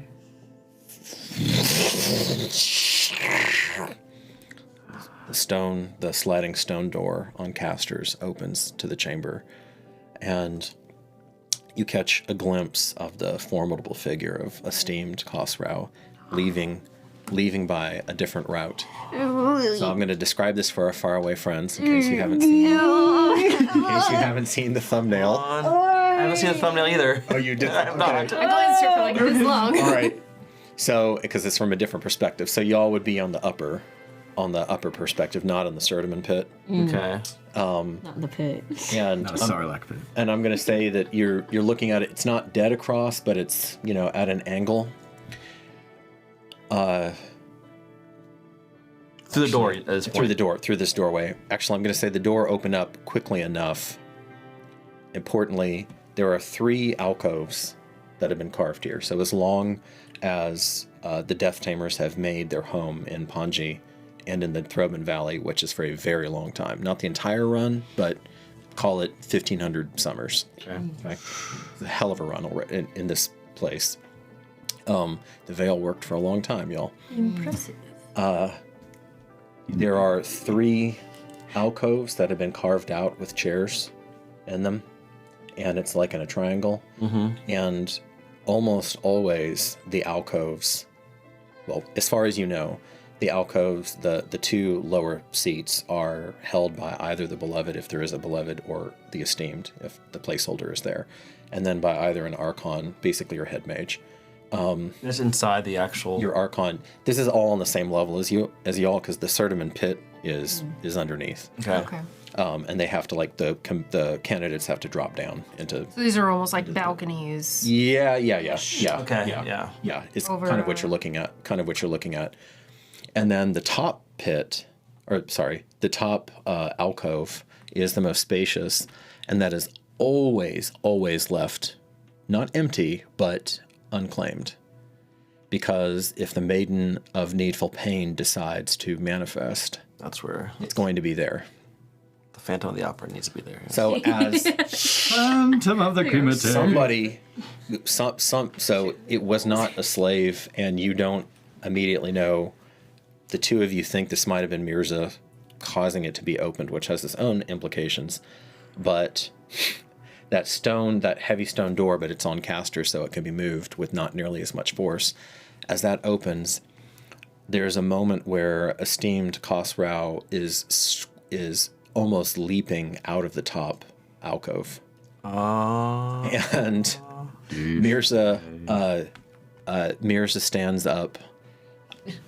You also see in the side alcove. Like he's leaping into the pit? No, he's leaping basically From the high... where the So he's the empty... getting up from the center chair like Yes. he's been caught. Yes. Is this the first time that we've seen him in that? Yes. And relegated to one of the lesser slots where he should be, you see Abeyance.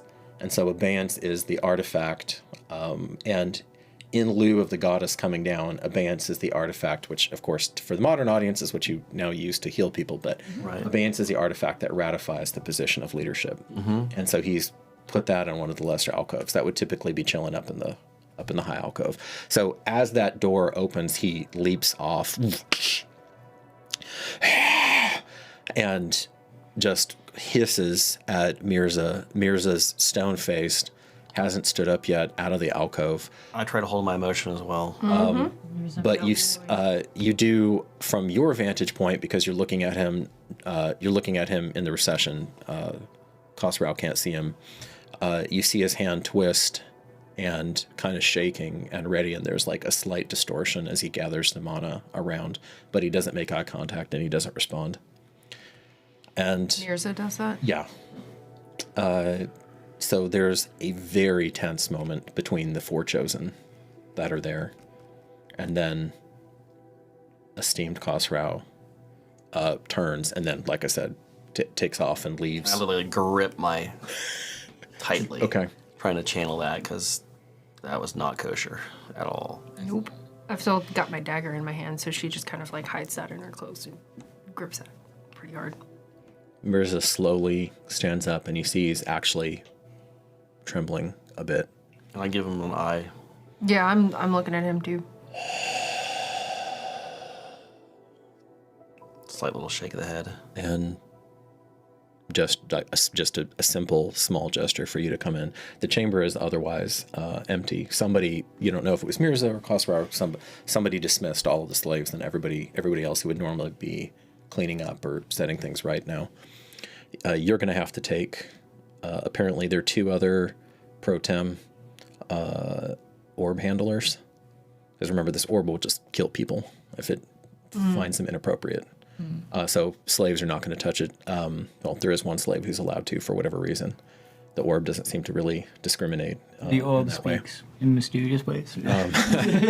But with nobody else here, you are going to have to, and there's going to be a whole long ritual to pick it up and take it. Sometimes you feel like it does have a masculine energy and you want to call it he, but generally referred to as it.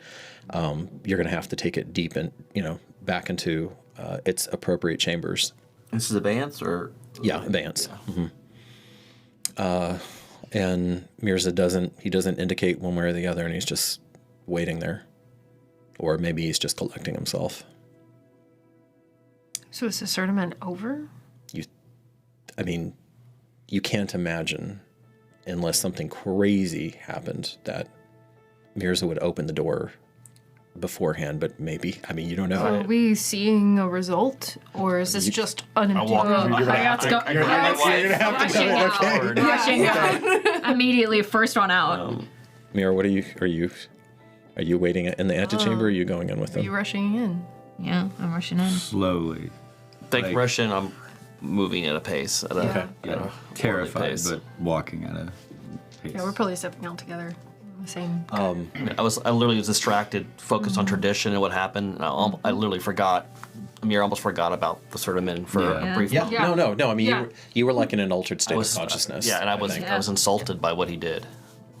No, there was almost a violent change in leadership right there. Right. This is crazy. Mira, as you're walking up, and the other three have rushed, you feel a hot breath on the side of your neck, a dagger held up to your throat, and a voice that you know to fear tells you, "You're gonna stop distracting him soon enough, Songbird. If they weren't here, this would be you, fucker." And the person just gives you a little nick, a deadly rival who hates your talent and beauty. And the he that he's referring to is esteemed Khosrow, who you have turned down before in the most diplomatic way. That's crazy. Because you are an artist. And so your rival, who's actually I would say equally beautiful but not talented, she vanishes into the shadows. And the other three don't. They're totally focused on their son's life or death. Yeah. There's just a little bead of blood running down you see on your hand. You actually hurt yourself worse by biting. Okay.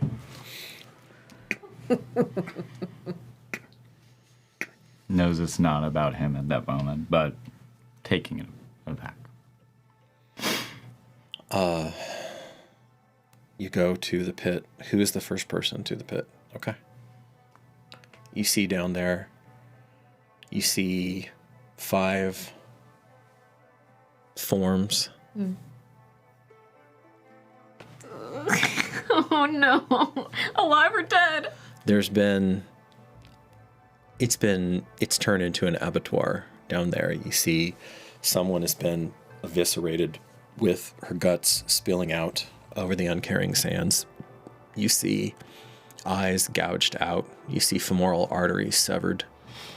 You see in what must have been a brutal struggle for leverage and timing, that a rather dowdy individual's neck has been twisted almost clean around. And you hear Mirza say, "Hayat, careful." And he seems to snap out of whatever fugue it is, and then he joins you as you get there. And there are 2 forms left. One of them is impaled through the throat, a perfect disarm and riposte. He perfected that technique, and it was one of his training partners, maybe one of his lovers, dead in there as well. And you see your son, and he starts to get up. Amir, you're the first to realize this because you think in terms of the arcane, constantly, all the time. But you see this very quickly, right on the heels of it. Something's wrong with his breath. And he starts to come up. His skin, he looks pale. With all the blood around, that's not surprising. But you're seeing like the back of his head as he's rising, trembling. Yusuf, what is wrong, son? I'm walking right up to him. I'll transfer my arcane. Okay, are you gonna drop down into the sword? It's all over, and as far as you can tell, they're all dead except for him. The leaders are all gone. Yeah. It's just Yours the is family. there, but Khosrow's gone. Yeah, Khosrow's. Is there any Then she tradition that doesn't gets care, broken she's by dropping this? down. Okay, you drop. Yeah, that's actually... Yeah, is it okay to do this? Is it traditionally okay once it's over? Because we just saw a tradition broken. She's not going to break a tradition. As chosen, yes. You can do. It's bold, but it's not outrageous. Jump down. If I think something's... I'm already suspecting something's funny. As you start to, Mirza says, "Comrades, wait!" Do you heed him or do you jump down? I'll heed. Stop. Okay. And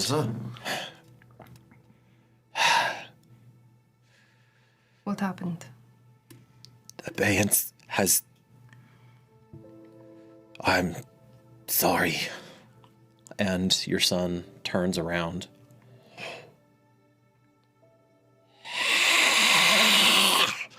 No. You see Thinking dead. And that is where we will pause. Holy shit. Oh no. No. Faraway friends, we will revisit with this happy family in just a few minutes. Thank you so much.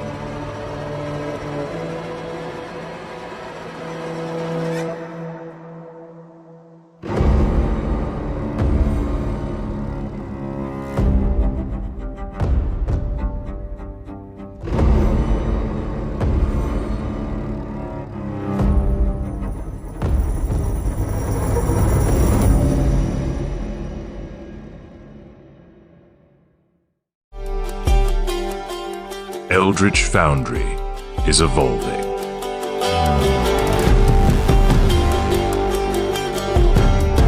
Bringing you a virtual army of miniatures like never before in full tabletop-ready color. Paint your miniatures in our upgraded creation tool, then bring them to life in stunning one-to-one detail as 3D printed miniature masterpieces. With complete control over your digital color scheme, you can point and click for simple color fills or go all in on highlights, shading, brush techniques, and more. Create epic heroes and madness-touched monsters that are truly yours.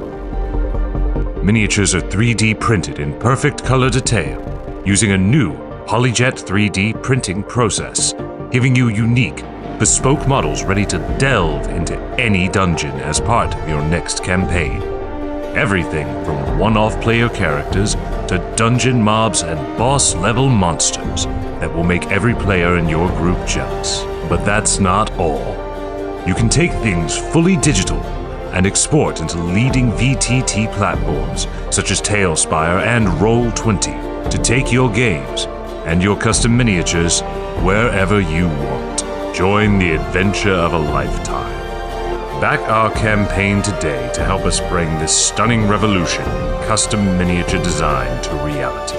With Eldritch Foundry, full-color 3D design and printing.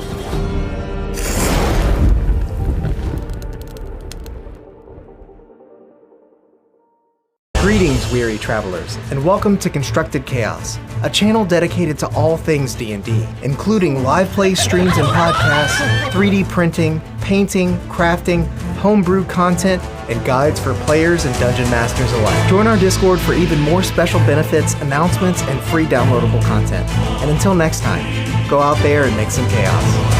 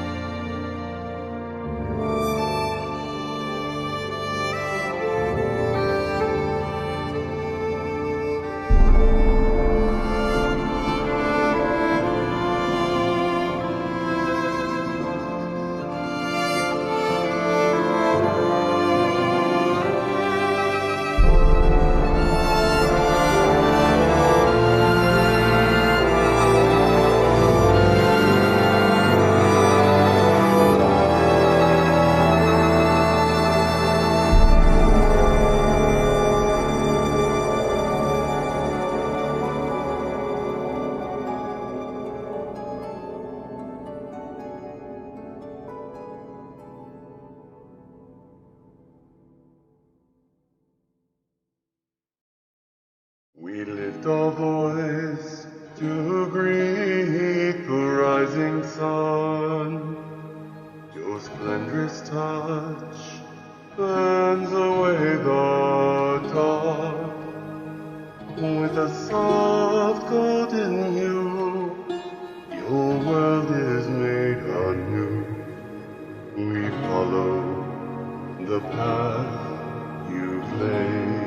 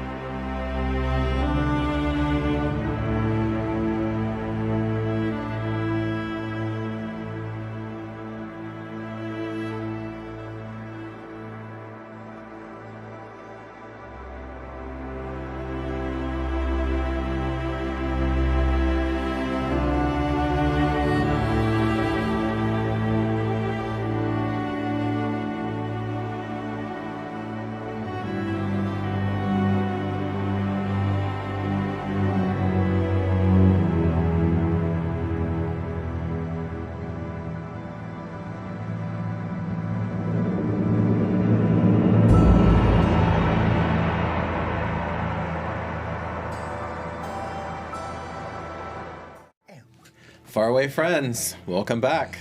There's no no discussion's been going on here. Yeah, no crazy discussions No crazy on anything. discussion. All right, let's hypothesis and otherwise. Let's leap back into that and get that candle lit, eh? We need the candle lit. The candle of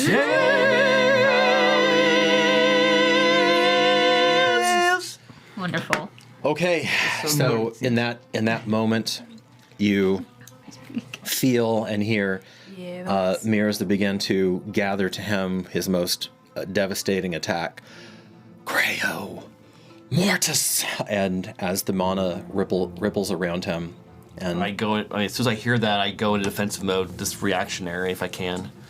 You see the glowing eyes, the enhanced canines, the rippling Have you seen this before? undead flesh. You've seen plenty of zombies and skeletons.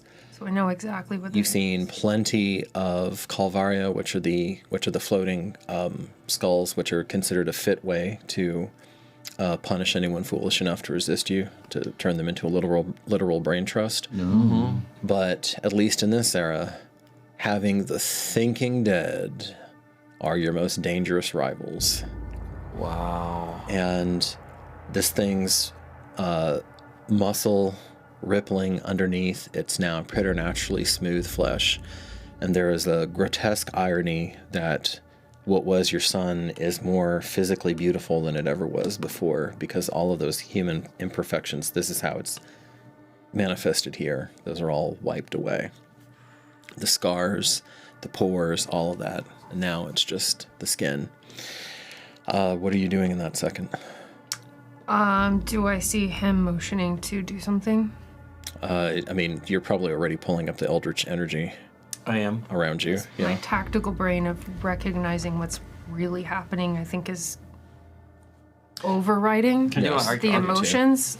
Do I know this is some sort of unnatural arcane thing? Can I do a check or just understand, even in a second, of what this thing looks like, smells like? You know that this is thinking dead, and it is incredibly dangerous. Well, it is not part of our. So yeah, I will. It's not our son, and he begins doing his stuff. Okay. Yeah. Hayat's immediately jumping down into the pit. Of course she is. Immediately. Well, if I see my unchosen daughter jumping down into the pit, then I'm definitely going. As they jump down, they're just like, Yusef, what's up? What are you doing? For narrative purposes, I'm going to say that you're so focused on that you don't see them jumping into the pit. I don't see that? You don't. They're just. So what do I see? I see Mirza. He's gathering. I mean, this is all happening. This is happening in about a quarter of a second. All this bullshit. So he's gathering it, and he's about to let loose in the pit. You see him gathering the eldritch energy to it. You are the fastest of the three of them, though. Yep. I can get there. I'm gonna say, here's what makes sense role playing wise. Sure. She's suppressed emotion for so long that there's this wave of emotion coming over, and she doesn't know. It's kind of almost getting frozen in it, which is very unusual for her. That's almost unheard of but for you. At least for like 1 second. For one beat. Okay. Not a whole round, like 1 second. She just doesn't register anything else. So you're not moving at your 18 dex or whatever. Yeah, whatever Right. you would normally would be. Yeah. But after that, she'll recognize kind of almost basically that will just well up like this tidal wave, and then she just realize something has to be done, pushes it down, and then reacts. So she will react, but there is an unnatural delay for her. hold on that, but noted. Yep. You're leaping down. Yep. What are you doing? As you start to approach, what you'll feel on your shoulders is you being turned around and then moved behind. And Mare's just going to hold it and be like, it's okay. And he's going to immediately just like try to distract you from what he, is seeing. And he's actually speaking in a very masculine, intense, like, it's going to be fine. Are you leaping down in the pit? Mm-hmm. And I'm putting myself in between. Okay, all right. So Mare, what are you doing? So the two of them, all right. That's what breaks you is when you see the peripheral motion. Yeah. Okay. Of them moving. And Mare's just trying to protect. So this is all happening just bam, like in 1 second or something. As you say what, like you start to form the word, but it's not even really the word, Sydney. It's the intent. It's the horror. It's that heart connection. And you see the hellfire, the hatred of the thinking dead, all of that. But as your eyes meet his, you see that shocks. And the hatred dims, and whatever shreds are left of your beloved brother can't attack you. And so, with nigh preternatural speed, he pivots, and you see him dashing off. And this, excuse me, this is new, because you see him running, and when he hits the side of the pit, it's like gravity doesn't exist, and he just right up the side of the pit with no break and stride at all, like he's just slapping the air. And you and Mirza, you Hamid, you scan the surroundings, you're reacting, you're ready to. Typically in this sort of situation, you would make sure that the two casters didn't get blitzed. That's what you would do. But in this case, you see the two children down there. You were about to have a really hard decision to make because Mirza was going to sterilize the pit, but thankfully, Yusuf is now out, so they're not in mortal peril. So I'm going to say you guys are all going at about the same time. He's going to continue. He shifts target and tries to track this speeding body and nail him in the back. Can I choose what I use to fire with? Yes. I'm going to try Ravenfieldman on this thing. Okay. Weaken it. Okay. Because I see it's moving quickly, so I will try that. So you use a different tact, and then I'm going to say basically all three of you thermal striking. So what do you want to do in that? The balconies that go around the edges of the room, are they like one after the other? Like I could run along that to intercept where I think he's going? Or do I just need to jump down and just go straight? Yeah, not in time. Because he's already on the other. Are there open doorways that he could exit out of? Not doorways, but it looks like he's going to try to run deeper into the catacombs. Oh. Yeah, we can't have that. Yeah, tactically, she's like, that cannot happen. Okay. So is there, how many exits from this particular room that we're in? I'm imagining it as a room. Is it not a room? It's like a natural room. So think of like, a cavern, basically, that's been carved. So it does have some doorways and some regularity to it. This room cavern has like multiple caverns. Ways out. Yeah, caverns. Like a small coliseum in the catacombs. No, you do. Oh, so cool. You do have. You have mapped out. In the many centuries that you have been established here, there are maps of essentially every place. So if you had to, you could run this thing to ground, but it's going to be a long, hard, tedious process. It's like catch it now. Of sealing things behind you and meticulously, because there are miles of cavern down here. Yeah, I know she would just go into her tactical brain of what is the best way. So I'm just going to ask you, what is the best way that she would think of as like tactically stopping it, slowing it down so that the casters could do something? You might try to imbue, this is a page out of Vale's book, 18 years previous. You might try to imbue 18 years in the future? One of your weapons with chosen essence and like shatter some of the rock and collapse it down. If you, because that's kind of how battle masters roll. In this world. Okay, so the adults are all doing that, and those things are happening. Little rascals. The two of you are in there. You're standing amid these these mutually slaughtered bodies now. And Hyatt, you have your childhood friend holding you, who swung you around so that you didn't get mauled. But you never had any doubt. You knew in any state, no matter what's happened, Yusuf is never going to attack you. It's just not in your world. What do you do? And events play out, and I'll kind of narrate through those, and you'll see what happens. But I want to keep the focus here. It's going. Combat takes a long time too. My brain. What's in my brain? I'm gonna try and see if there's any. Oh my gosh. I guess like any weapons around that I could like pick up, trying to like throw something. Yeah, no, I mean of the candidates who have fallen. So you grab, you yank a spear out, and you realize that there's just a little bit of blood on the side of your face, and you don't remember getting hurt, but it kind of gets a little bit in your eye. And then you see from the intense pulse pounding of Mir's blood that the nick on his neck, you see that there's a nick on his neck. Oh shit. You didn't have a chance to do anything with it yet. Oh shit. It's pushed out. Oh my god. So you yank this. You're in that second of just yanking the spear out, and you see the blood trickling down his throat. Are you okay? I'm fine. I'm fine. What happened? Nothing. Where is he?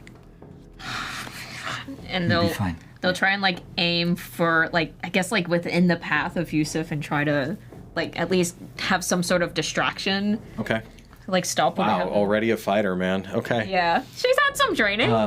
You I'm gonna say you make all these rolls. Yeah. You just have this like crazy moment of clarity. You'll have to have some feeling of pride as you see your non-chosen child. Oh, baby girl. Now your eldest. Leap.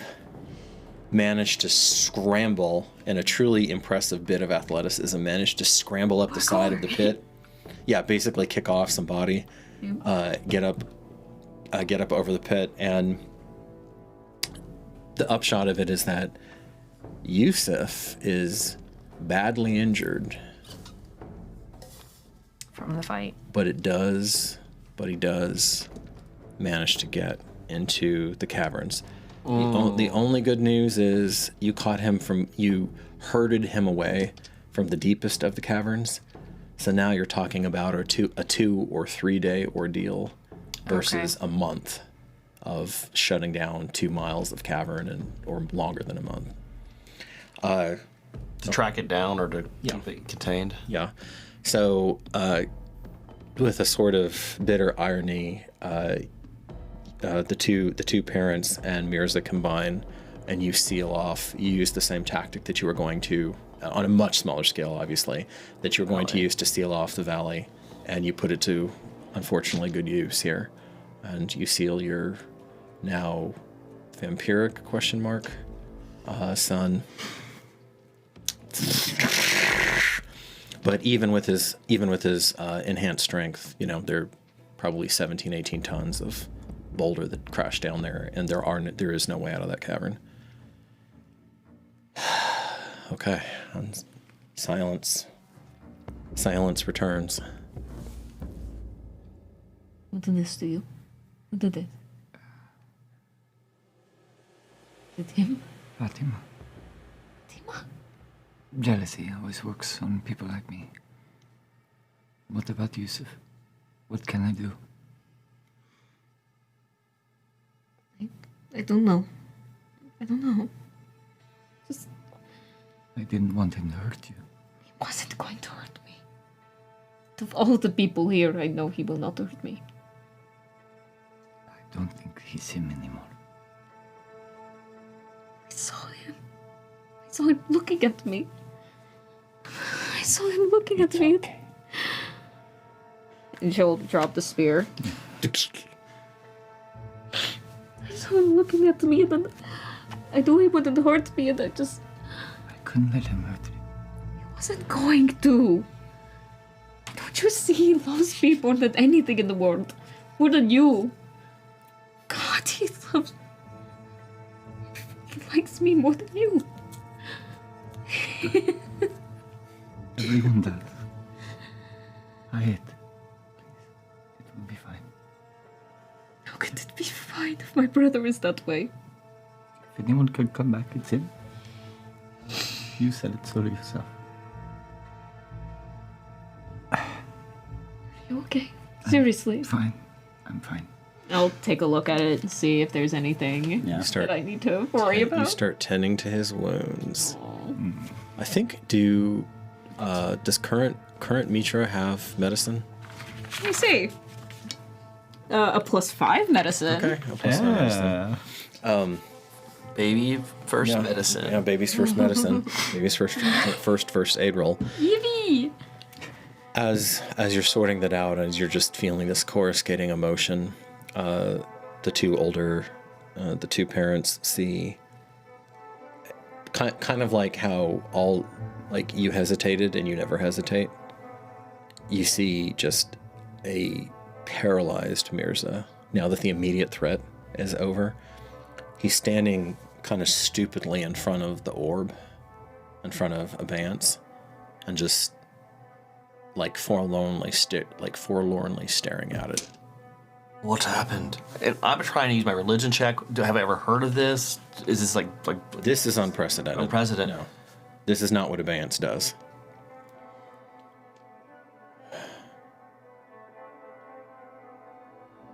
I do not want to damn us by going against her will. It's unthinkable. Was it her will or someone else's? Here's a Recon. Orb bearer. It is not appropriate for me to touch Abance. You have this weird feeling because for a moment when he says orb bearer and he's giving you the 1,000-yard stare, he's giving the group the 1,000-yard stare. You have a touch of the sight. You see an older, maybe wiser, certainly even more powerful Mirza referring to you as orb bearer. Ooh. But right here and now, in 2758, he's addressing you. It means that something has become corrupted. And instead of becoming chosen, he fought. He wasn't good, Hamid. He was magnificent. I trained him to be that, but not that. My son. He should be chosen. Now. In whatever way she deems. But this was his reward. Why? He's like, why? That is beyond us, but I have my suspicions. Why was he there? And she's nodding towards the upper seat. He looks around and none of the slaves have dared to come in yet. Yeah, she would ask that as well. Yeah. From mine there. He looks over. He caused this. Because disgraced. He is, first and foremost, a warlord. No. Let me correct that. He is first and foremost a fool. A fool who is leading us down a piss-poor path. And yet she allowed him to be there. So the fault lies with us. We must be made to experience this for some reason. I do not doubt it. Pushing us to prove a point. Otherwise, I would tell you, treason or not, right now that the three of us run him to ground in his fucking chambers and take his fucking head. 4 of us.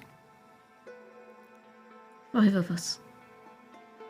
His actions caused this and she allowed it. A lesson. She allowed it. She has a reason. A lesson. Yes. She allowed this. She has a reason. Reason for my brother to suffer? There is no reason. There is always a reason in a way. It's a reason. This is not the needful pain that she is meant to do. It's causing me a lot of pain. I do not know her will. I hurt her. I hurt her. I hurt her after he went to the doors. She spoke to you. Your daughter is bereft. You need to take charge of her. What did she say? It was missing. And I answered the motion and it just stayed there. The back of my head is... It didn't feel like her. It didn't feel... You hear nothing. It didn't feel needful. It didn't feel... It felt abrasive. It felt unnatural. Sure it was her, not some other trickery. But Perhaps it wasn't her. Perhaps it was something else. Does it sound like her? Maybe. These are weird times. I see my brother become that. I guess there is weirder to come. Amir, I need your help. We need to dispose of the evidence. And he looks down. They need to be ashes, enough that they can't tell if it's 5 bodies down there or 4. Okay, yeah, he just Yeah, just going for it. And they're merciless once that starts, and all trace of what actually happened down there is obliterated. Get out of the pit before they do that. Yeah. Okay. It is a nasty, somber walk home. And Mirza leaves you, telling you that he's going to research and see if there's any precedent. He doesn't think there is. Is there any culturally, is there anything that's consistent with everybody to kind of like go meditate on this or get to get clarity on this kind of thing? I mean, meditation. Is that different for each person? It's somewhat different, but meditation's definitely threaded through, even in this rather unintellectual era of the Death Tamers. It's still threaded through. And this is the first time he actually did something like that, where he actually sat in that upper... That you know of. That I know of. But the problem is that it's just been him and Mirza. And Mirza is like, he's a very traditional person. So Before we leave, he wouldn't rat out the leader easily or lightly. Archon Mirza, should we see if something's been done ritualistically up there? Exalted, that is a twisted idea. You saw where he was from. May not be his first time here. It is not. How long has this been going on?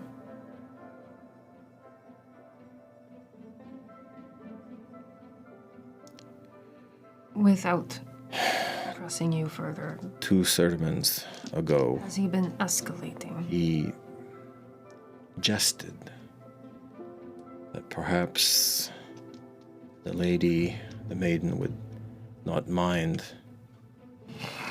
And he takes out two date pits, because he always has date pits in his pockets because he's always forgetting to throw them away. Sweet tooth. And he starts like fiddling with them.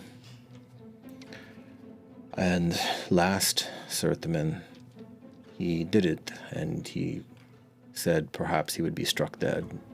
And I said, yes, and perhaps you won't see it coming. And he's still set up there. Can you detect anything up there of not this world or of the arcane? It disgusts me that we have to... The children should go home, no? We are not children.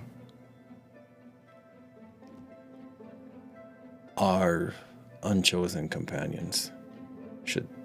This is too dangerous for them. Nothing is too dangerous for Yusuf. There, please. It's... Your mind is only so strong. Our enemies. If you wish. There are some things that are very delicate. What you saw today, you must not speak of to anyone. Agreed. Even if action is to be taken, it will be taken swiftly but decidedly. And the decision will not be led by either of you. Is that understood? Crystal. We'll move swiftly. Give me 11 flickers, and I'll have the answer. To that grotesque question. I hate to ask it, Recon, but I need to know. He doesn't argue, and he pulls off to the side and he begins to ritually cast over there. He begins the slow, skilled process of gathering mana without using any of his own strength. I will take her home. She's lost her brother. I will take her home. Thank you. Come. Everything will be fine. Unusually, he puts his hand on you and just, like, almost stable, and you see him shaking. Like, he's trying to soul solid, but he's disturbed right now. Hayat is just like digging deeper into the cuticles than ever before. A lot more than usual. And just nothing but tears flowing down. And just firmly grasps the hand. As Murr's walking, it's actually the first time that you've ever seen him be like in a very manly stance of like holding this back. And he's just like, it's okay. Our son should be here. What's happened to him? We must get to the bottom of this. For our family's name, for his name, for our lineage and our daughter. I want to be fine. I want to be fine. I want to be fine. I want to be fine. Everything is going to shit. If he's still in there and Sadiq loved you, he's still in there. Little mistress. Who? And then Tala sees the state you're in, and she just starts weeping and leaves. And then word spreads amongst the other 8. And there are lamentations and wailing throughout the household that night.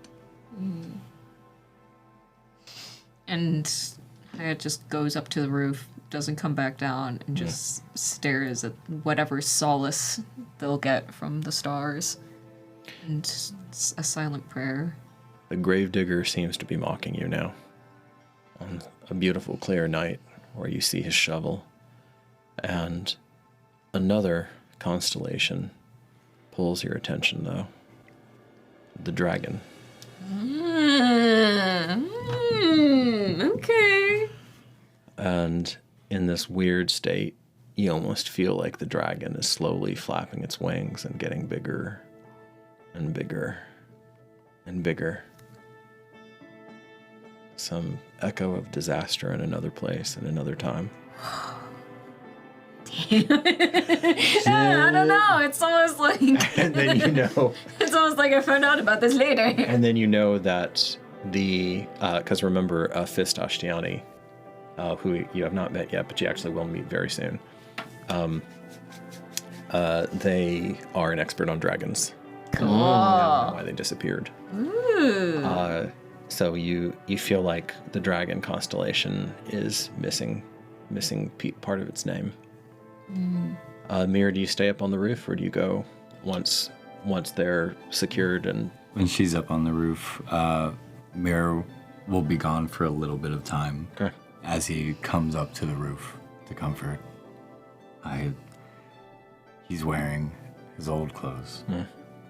Shifts, but also cut for a man.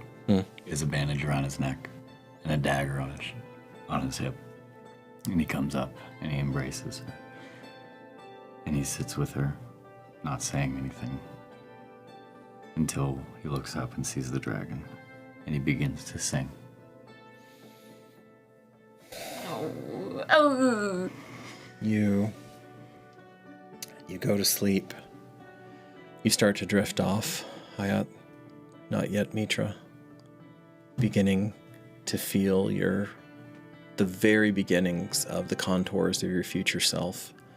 As Mirza, you will be listening.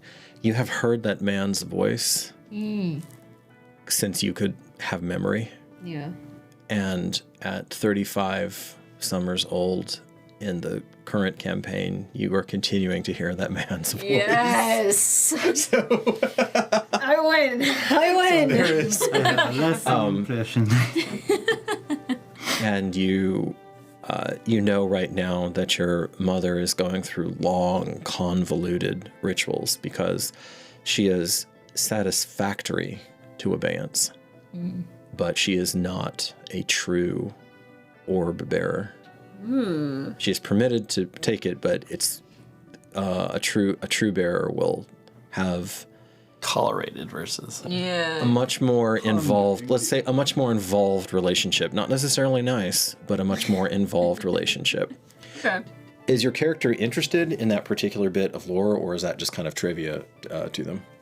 A little bit. Like, they'd have some kind of interest in what her mom does. Okay. But, like, not enough to, like, know everything about it. Okay. Or, like, just enough that, you know, that she's willing to tell her. I love it. It's been a hot minute then, since someone, not as long as 300 summers, like with your character Corey, but it's been probably 30 years, 30 summers back, since anybody was a proper orb bearer. I don't know when it's appropriate to do this. I'm kind of just thinking that with my pact that I would have an altar or an area ritualistic. Oh, for sure, yeah. 100%. And I think my well, this is what I'm saying Amir does, but he actually does his own internal pain. Again, it causes it, and he's going to ask Lyotar for insight, and he will go through whatever pain it is to understand why this happened to his son and his lineage. Okay. And we'll figure that out. But okay. He's deeply disturbed about this. Of course. I mean, this is horrific. You begin that search. You know your husband well enough to know what he's going to be doing for probably the next couple days. Meanwhile, you have practicalities that have to be tended to now. And you know that you enter into a new period of extreme danger for your family and for your allies, for your political and martial allies too. It really depends on how Khosrau wants to play this, but as he's mucking around with tradition and playing with the orb, this is a horrendous outcome. Pondering the orb. Pondering. Yeah, she's probably been thrown for a loop. She was not expecting. She was preparing herself for the worst outcome of a different version. Yes. This is something else. Previously unthinkable. The worst of the worst, one would argue. Yeah. The unman's malaligned. Yeah, he's undead. He's not even dead. So as you drift off high up, you begin to feel that voice again. Okay. Okay. But this time more as a diffuse presence. And it puts a question to you that you can't quite put into human words. Ooh. And for some reason, as you're like drifting off, you see an image and a sensation and almost a smell of bone and starlight and a vast intellect. Oh, okay. Okay. Got it. That's all I need to know. That's all I need to know. I have that feeling. Got it. For the back of the class?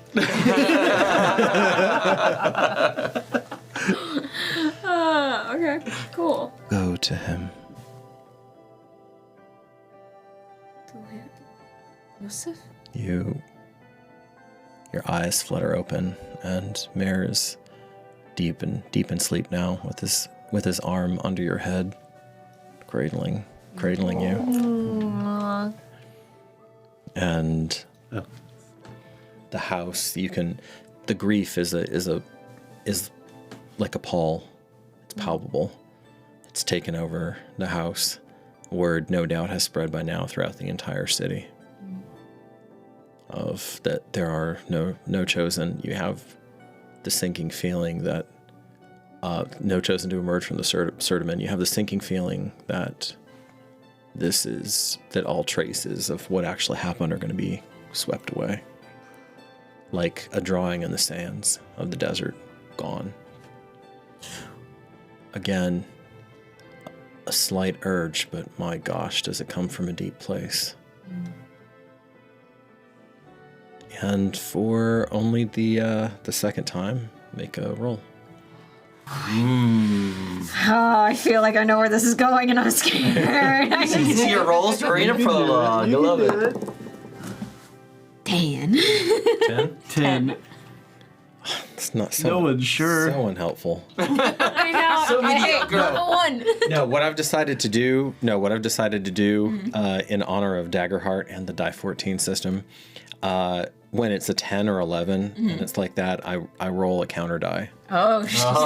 to give me Balance the scale. to give me up or under. Oh, no. Oh, no. And if that's a 10 or 11, then okay, I'm like, fine, we're gonna go dead center. We're rolling again. Or that. And you watch yourself almost in a dream. It's hard for you to tell Ooh. if you're dreaming or not. Okay. And you climb down off of the roof, down the old trusty trellis. Oh, reliable. Unreliable. You slip right on back through the courtyard, through the side door, through the jasmine, through the hyacinth. No one bars your way. The streets are empty. And a slight haze is in the air. Mist is unknown to you, but it's a haze of sand, perhaps, of debris, perhaps of something else entirely. Okay. And creep back toward the entryway, climb down the first flight of stone-cut stairs, get to the antechamber. You see the door has been sealed, but you know that it will just easily part for you. And it's no more than a feather's weight as the door. And in summers to come, you wonder if you were divinely inspired because you are fit, but truly it was effortless. And then you're walking through the Serdiman chamber. You're walking past. Oh, shit. I mean, you can try to wake yourself up if you want to, or are you hanging out here? Or beforehand, if you wanted to, just, I want to see if this is a thing I can wake up from, or, like, if I can figure if this is a dream, or, like, a message, or if there's, like, a divine presence messing with me. You start to feel yourself bilocate, and you feel in some other world the back of your head on Mir's arm. And then you feel yourself here, drifting. And as you look down, you see your clothes even though it's dead silent down here, Sydney, there's not a whisper of anything going on, including wind. But you see the hem of your clothing rippling on some kind of thing, on some sort of etheric wind. Your hair slowly drifting around you in defiance of gravity, almost like you're underwater. Ooh. Wow. Interesting. And you're in both places at once. Oh, this is... Okay. I'll go with it. Okay, you continue. I'll go with it. You drift by the three alcoves. Okay. And you see where your brother is sealed, and you hear inside of there.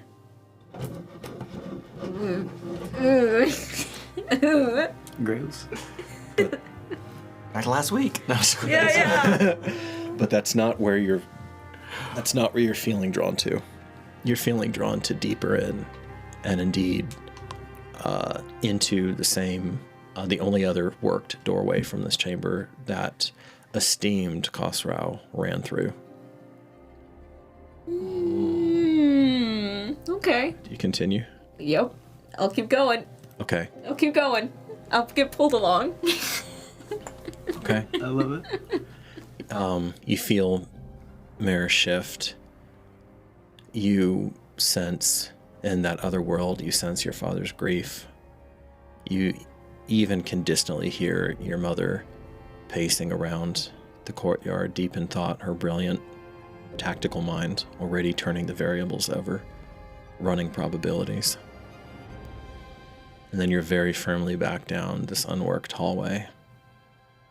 And as happens sometimes, you just...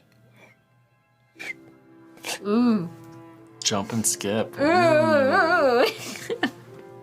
And then you see, and you sense, you know, you are in some deep deep chamber, like a germinating seed, abeyance is there, with its slight golden sheen to it, and the brass lattice work that surrounds it. Been tucked away, secreted away, and it's wrong. This is not a thing to be hidden away in the earth. This is the living testament to her will, to her promise to you of needful pain, and only that, not stupid pain. Teach them. Teach them what? Remember, needful pain, Mithra, not stupid. A voice that you will not hear yet for a while, and yet you already love. Go to him. The light, almost like it's shining through water, deep in the sea. There are little flickers around abeyance and out from him. Ooh. I'll walk towards it, maybe hand out, try to maybe feel like the energy, the essence, maybe like, I don't know, I guess like try to play with it. Yeah, play in the aura a little bit. Some of it begins to wisp like golden smoke and curl around your fingertips, tasting you. You hold your hands. You hold your life in your hands now as it begins to assess you. Oh. If you left now, right now, this moment, you feel that you could successfully flee to safety. Do you stay?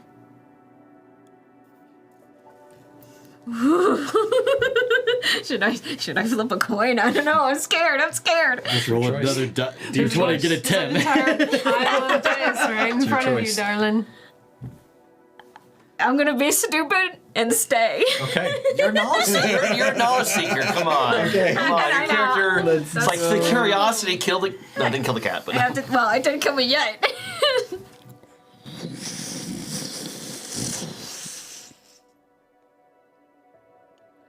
And a pair of bronze eyes open inside of abeyance and look at you. Oh my god. I'm scared, but it's fine. I'll stay. I'll live with the consequences. Just let me ponder my orb.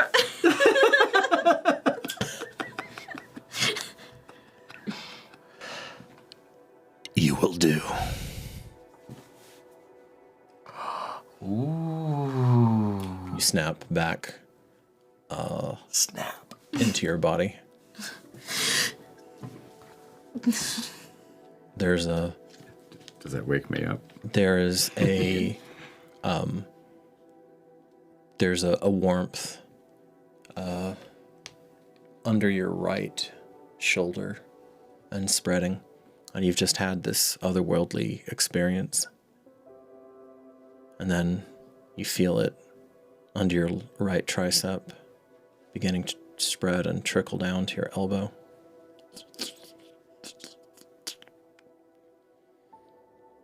And you see the ruin, the jagged edges of Mirror's throat, which has been slashed open. Yo! Oh my god. Oh. Immediately screams. Immediately screaming and crying and just trying to fit, close up the wound. And as his life's blood pours from between your fingers, as you've lost your brother to a special kind of hell. Oh my god. As spiritual corruption and foolhardiness dominate your political reality. That, faraway friends, is where we will pause the tale. Oh, please. Oh my god! Well, we hope that you have enjoyed your time with us, faraway friends. Enjoy! We will be concluding Mithra's tale, or at least this era of it. Next session. And as you go about your journey out there, stay safe, stay curious, and do not get your throat slashed. Oh man! Don't get close to it, babe. It's a